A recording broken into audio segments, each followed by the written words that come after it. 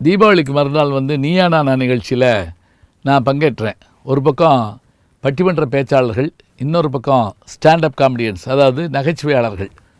இவங்க 2 பேருடைய அந்த பேச்சுக்கு நடுவில் சிறப்பு விருந்தினராக விஜய் டிவியினுடைய அந்த நீயா நானா இயக்குனர் கோபிநாத் அவர்களை நான் அழைச்சிருந்தார். அவர் தான் அந்த கோஆர்டினேட் பண்ணி நடத்துகிறவர். அப்போ என்னுடைய அனுபவங்கள் எல்லாம் சொல்ல சொன்னார். நான் அப்போ அதை வரிசையாக சொல்லிட்டு வந்தேன்.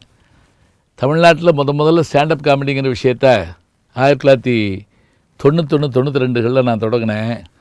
எனக்கு காரணம் என்னன்னு கேட்டிங்கன்னா, பெரும் பேச்சாளர்கள் ஜாம்பவான்கள் இருந்தபோது, குன்றக்குடி அடிகளாரும் மற்றவர்களும் இருந்தபோது, நான் என்னை நிலைநிறுத்திக் கொள்வதற்காக நான் என்ன பண்ணேன்னா, ஒரு புதிய வழியை தேர்ந்தெடுத்தேன். புதிய வழி என்ன?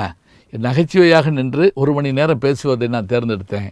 அதை நான் ஒளிப்பழையாகவும் போட்டேன். அதுதான் வாங்க சிரிக்கலாம்ங்கிறது அப்படின்னு நான் சொல்லிட்டு அப்போ என்னென்ன மாதிரியான அனுபவங்கள்லாம் பெற்றீங்கன்னு அவங்க கேட்டாங்க. அப்போ நான் ஒரே ஒரு விஷயத்தை சொன்னேன். படித்து தெரிஞ்சுக்கிற நகைச்சுவைகளை காட்டிலும் அனுபவத்தால் தெரிந்து கொள்ளுகின்ற நகைச்சுவைகள் ரொம்ப நல்லாயிருக்கும். அந்த அனுபவம், என் அனுபவம் உங்கள் அனுபவத்தோட உரசறப்ப ரொம்ப நல்லாயிருக்கும். இப்போ ஒன்றும் வேண்டாம், திருமண வீடுகளில் இருக்கிற நகைச்சுவைகளை பாருங்கள், எவ்வளோ நல்லா இருக்கும். அது நம்ம வீட்டு திருமணமாக இருந்தால் நம்ம நகைச்சுவை ரசிக்க மாட்டோம், நம்ம டென்ஷன் அலைவோம். மற்ற திருமணங்களுக்கு போகிறப்ப பார்க்கலாம். நாங்கள் கும்பகோணத்தில் ஒரு முறை ஒரு திருமணத்துக்கு போயிருந்தோம். பட்டிமன்றம், பெரிய செல்வந்தர் வீட்டு திருமணம். பட்டிமன்றம் அருமையாக முடிஞ்சது.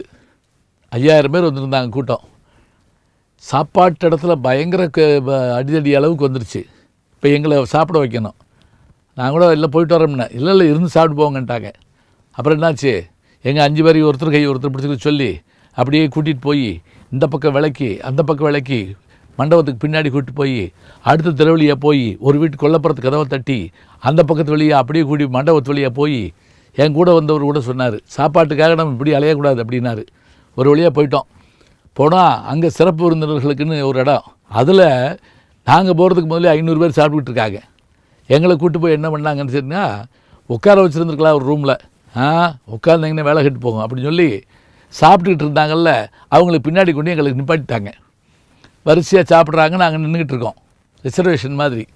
இதில் ஒரு ஆச்சரியம் என்னென்னா, எனக்கு முன்னாடி இருந்த ஒருத்தர் மோர்லாம் வாங்கி சாப்பிட்டுட்டு திருப்பி சாம்பாருக்கு வந்துட்டார். அது என்ன பண்ணுறது, அவர் அப்படி தான் சாப்பிடுவார். அப்போ கூட அந்த பரிமாறவர் கேட்டார், ஏய் நீ பந்தியில் வந்தில்ல அப்படின்னாரு. உடனே இவர் சொன்னார், அண்ணே உங்களுக்கு ஞாபக சக்தி அதிகம், எனக்கு ஜீரண சக்தி அதிகம், உங்கள் வேலையை நீங்கள் பாருங்கள், என் வேலையை நான் பார்க்குறேன்னாரு. ஒரு வழியாக நாங்கள் அவங்க எந்திரிச்சோடனே உட்காந்துட்டோம்.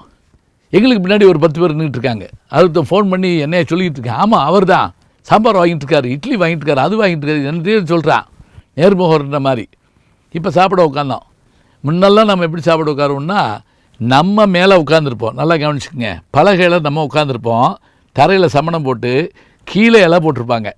இப்போ நம்ம என்ன செய்வோம், இப்படி சாப்பிட்றப்போ வயிற்று அமுக்கி சாப்பிடுவோம். அதனால் நிறைய சாப்பாடு இப்போ நம்ம எடுத்துக்கிற மாட்டோம். ஆனால் எப்போ டைனிங் டேபிள் வந்ததோ சாப்பாடு மேலே இருக்குது, நம்ம கீழே உட்காந்துருக்கோம், அது பாட்டுக்கு போகுது. அப்புறம் உடம்பு மெலியிலன்னா எப்படி மெலியும்? இப்போ டேபிள் போட்டாச்சு, சீட்டு விரிச்சாச்சு, இலை போட்டாச்சு, 18 வகை காய்கறி பரிமாறியாச்சு. சாப்பிட ஆரம்பித்து 5 நிமிஷம் கூட இருக்காதுங்க. இந்த கடைசியாக உட்காந்துருந்த ஒரு ஆள் என்ன பண்ணேன், அவன் யாரா எவனான்னு தெரில, அவன் அந்த முதல் சீட்டில் உட்காந்துருந்தவன் என்ன பண்ணா, அப்படியே மாப்பிள்ள நான் வந்துட்டேன் அப்படின்ட்டு போகிற ஓக்கில் என்ன பண்ணிட்டா, அந்த சீட்டை படார்னு ஒரு இழுத்து எல்லாத்தையும் இலையும் இழுத்து விட்டு போயிட்டான். இப்போ எங்கள் இலை பூரா அப்படியே அந்த பக்கம் போயிடுச்சு. அதுக்குள்ளே பொண்ணோட தகப்பனார் வேகமாக ஓடியாந்து அவர் இங்கிட்டு பிடிச்சி இழுத்து விட்டார். இப்போ எனக்கு என்ன சந்தேகம் என்ன அப்படின்னா, திருப்பி நம்ம இலையில தான் நம்ம சாப்பிட்டோமா, நம்ம இலை தான் நமக்கு வந்துச்சா? ஏன்னா போயிட்டு வந்திருக்குல்ல இலை மாறி இருந்தால் என்ன பண்ணுறது? இதில் பக்கத்தில் இருந்த ஒரு வருத்தத்தோடு சொல்கிறாரு, என் ஜிலேபியில் ஒரு சுத்தம் காணும் அப்படிங்கிறாரு. இப்போ என்ன செய்யலாம் யோசிச்சு பாருங்கள். எந்த பந்திக்கு போனாலும் சாப்பிட்றப்ப எனக்கு இது ஞாபகம் வந்துருங்க. இன்னும் கூட பார்த்தீங்கன்னா சில சமயம் பரிமாறிக்கிட்டே வருவாங்க, நம்ம இலையிட்டு தீர்ந்து போகும் பார்த்துருக்கீங்களா? அப்புறம் எடுத்து அடுத்த இலையிலேருந்து போட்டு போயிடுவாங்க. இதெல்லாம் பார்க்கலாங்க. நகைச்சுவை என்பது படித்து அனுபவித்து இன்னும் சொல்கிறதாக இருந்தால் நாமே நேரடியாக பங்கு பெற்று வருகின்ற நகைச்சுவைகளில் அதிகமான சுவை அதிகமாக இருக்குங்க. அதுதான் உண்மையும் கூட. நல்ல நகைச்சுவைகளை தொடர்ந்து பார்ப்போம். நாளை சந்திப்போம்.